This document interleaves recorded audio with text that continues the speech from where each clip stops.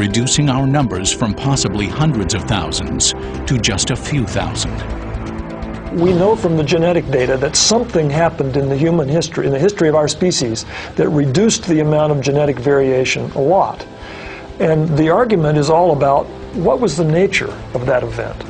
One possibility is that there's some catastrophe that happened 70,000 years ago, like the Toba supervolcano, that just wipes out plants and animals and humans all over the earth until there's hardly any of them left.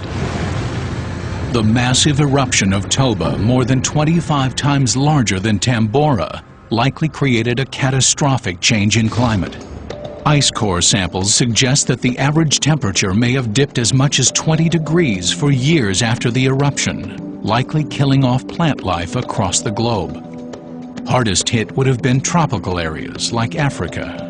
Africa is where we were at the time, and so it would affect us directly.